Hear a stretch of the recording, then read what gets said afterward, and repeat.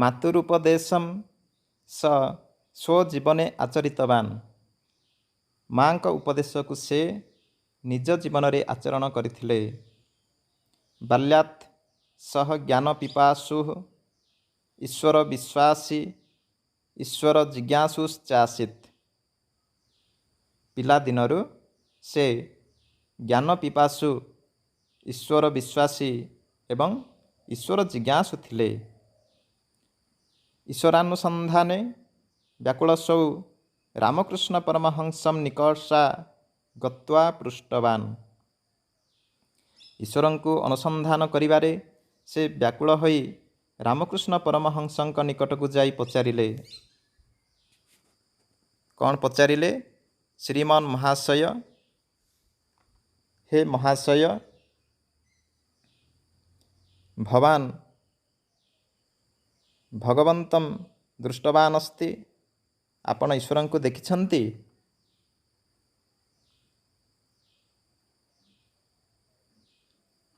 ସ୍ୱାମୀ ବିବେକାନନ୍ଦଙ୍କର ଏପରି କଥା ଶୁଣି ରାମକୃଷ୍ଣ ପରମହଂସ କହିଲେ, ହଁ ଦୃଷ୍ଟବାନ୍ ଅସ୍ମି, ଦେଖିଛି।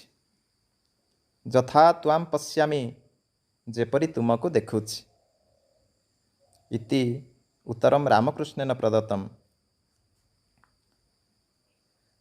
ଅନେନ ଉତ୍ତରେଣୈବ ରାମକୃଷ୍ଣ ପରମହଂସେ ତସ୍ୟ ପୂର୍ଣ୍ଣ ବିଶ୍ୱାସୋ ଜାତଃ। ଏହି ଉତ୍ତର ଦ୍ୱାରା ହିଁ ରାମକୃଷ୍ଣ ପରମହଂସଙ୍କଠାରେ ତାଙ୍କର ପୂର୍ଣ୍ଣ ବିଶ୍ୱାସ ଜାତ ହେଲା।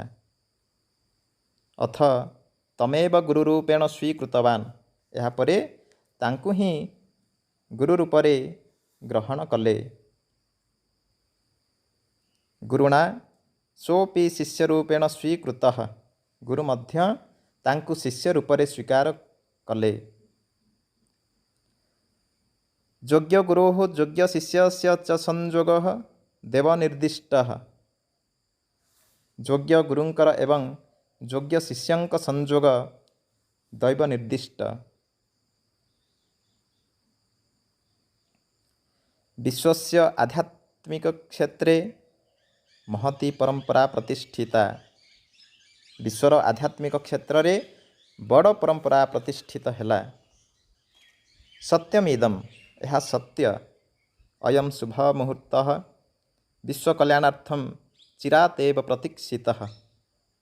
ଏହି ଶୁଭ ମୁହୂର୍ତ୍ତଟି ବିଶ୍ୱର କଲ୍ୟାଣ ପାଇଁ ଅନେକ ଦିନରୁ ଅପେକ୍ଷା କରିଥିଲା। ବର୍ତ୍ତମାନ ଆମେ ସନ୍ଧି ବିଚ୍ଛେଦ, ଅର୍ଥ, କାରକ, ସମାସ ଏବଂ ପ୍ରକୃତି ପ୍ରତ୍ୟୟ ବିଷୟରେ ଆଲୋଚନା କରିବା।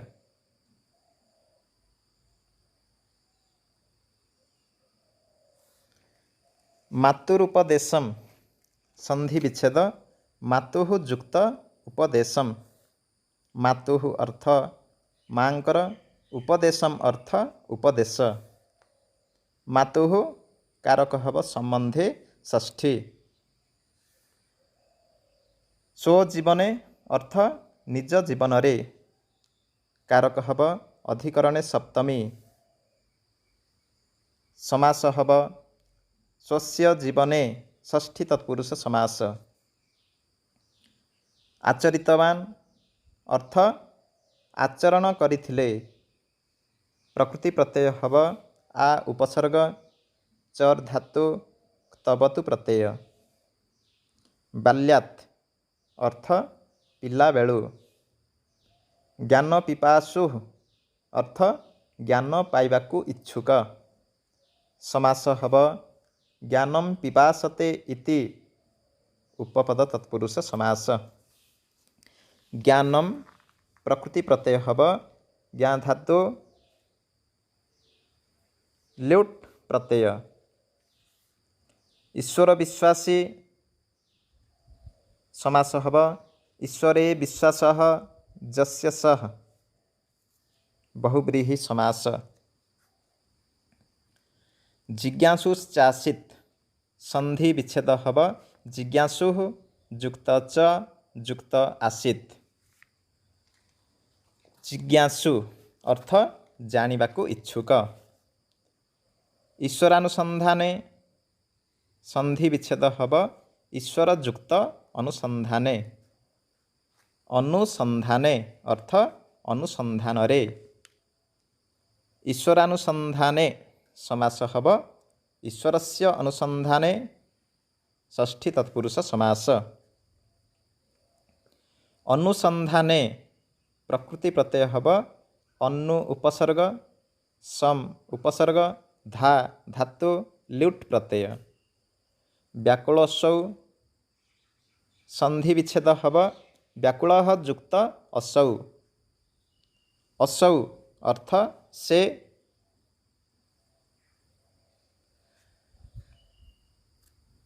असौ कारक हब अधिकरणे सप्तमी।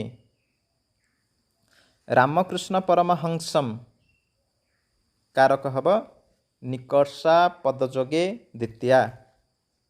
निकर्षा अर्थ निकटकु बा निकटरे। गत्वा अर्थ जाई। प्रकृति प्रत्यय हब गम धातु क्त्वा प्रत्यय। पृष्ठवान अर्थ पचारिले। प्रकृति प्रत्यय हब प्रच धातु क्तवतु प्रत्यय।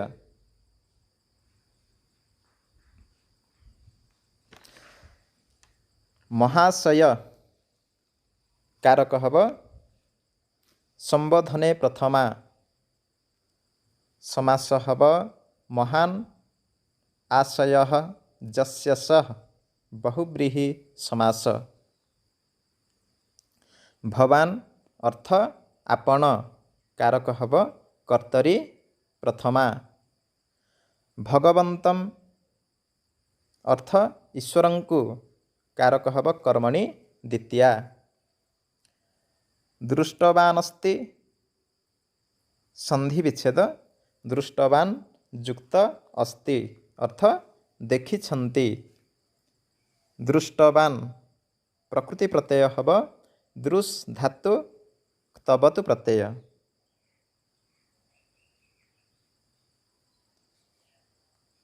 हम अर्थ हाँ। दृष्टवान अस्मि संधि विच्छेद दृष्टवान युक्त अस्मि अर्थ देखिछि। यथा अर्थ जेपरी। त्वाम अर्थ तुमको कारक हब कर्मणि द्वितीया। पश्यामि अर्थ देखुछि। रामकृष्णेन अर्थ रामकृष्णंक द्वारा कारक हब अनुक्ते कर्तरी तृतीया। प्रदत्तम अर्थ प्रदान कले। प्रकृति प्रत्यय हब प्र उपसर्ग दा धातु क्त प्रत्यय।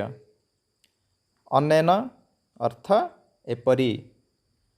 उत्तरेणैव संधि विच्छेद उत्तरेण युक्त एव।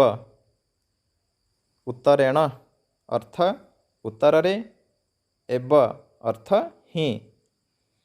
उत्तरेण कारक हब करणे तृतीया। रामकृष्ण परमहंसे अर्थ रामकृष्ण परमहंसंक ठारे कारक हब विश्वास पदयोगे सप्तमी। पूर्ण विश्वासः समास हब पूर्णः विश्वासः कर्मधारय समास। जातः अर्थ जन्मिला। प्रकृति प्रत्यय हब जन धातु क्त प्रत्यय। अथ अर्थ ଏହା ପରେ तमेव संधि विच्छेद तम युक्त एव अर्थ तांकु ही। गुरु रूपेण कारक हब प्रकृत्यादिभ्यः तृतीया। समास हब गुरोः रूपम तेन षष्ठी तत्पुरुष समास। स्वीकृतवान अर्थ स्वीकार कले। प्रकृति प्रत्यय हब स्वी अवयपद कृ धातु क्तवतु प्रत्यय। गुरुणा अर्थ गुरुंक द्वारा कारक हब अनुक्ते कर्तरी तृतीया। सोपि सन्धि विच्छेद सह युक्त अपि अर्थ से मध्य। शिष्य रूपेण समास हब शिष्यस्य रूपम तेन षष्ठी तत्पुरुष समास। शिष्य प्रकृति प्रत्यय हब सास धातु क्य प्रत्यय। स्वीकृतः अर्थ स्वीकार कले प्रकृति प्रत्यय हब स्वी अवयपद कृ धातु त प्रत्यय। योग्य गुरोः अर्थ योग्य गुरुंकर कारक हब संबंधे षष्ठी समास हब योग्यः गुरुः तस्य कर्मधारय समास। योग्य शिष्यस्य समास हब योग्यः शिष्यः तस्य कर्मधारय समास। संयोगः प्रकृति प्रत्यय हब सम उपसर्ग जुज धातु घय प्रत्यय। देवनिर्दिष्टः अर्थ देवतांक निर्देश समास हब देवेन निर्दिष्टः तृतीया तत्पुरुष समास। निर्दिष्टः प्रकृति प्रत्यय हब निर उपसर्ग दिश धातु त प्रत्यय।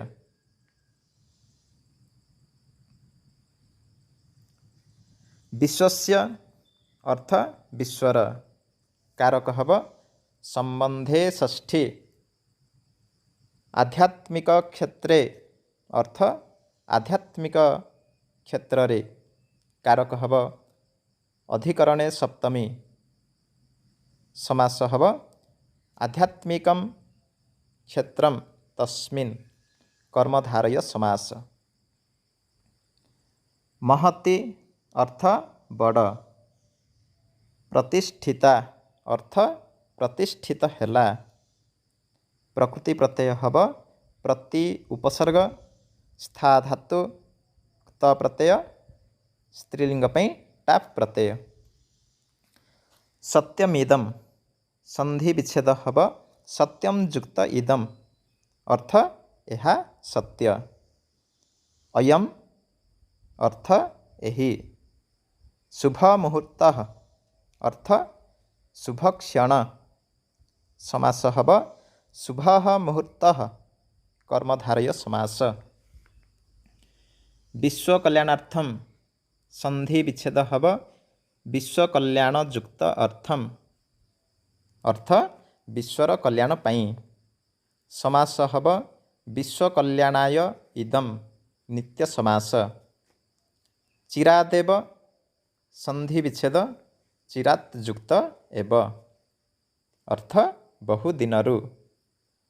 प्रतीक्षितः अर्थ अपेक्षा करिथिला। प्रकृति प्रत्यय हब प्रति उपसर्ग इक्ष धातु त प्रत्यय। एही भिडियो रे एतिक थाउ अवशिष्ट पाठ नेक्स्ट भिडियो रे आलोचना करिबा। आपण माननकु भिडियोटी भलो लागिथिले निश्चय लाइक शेयर एवं सब्सक्राइब करिवे। भिडियोटी केमिति हेइछि बा केमिति हेबा उचित कमेंट बॉक्स रे लिखि जणाइबे। जय जगन्नाथ।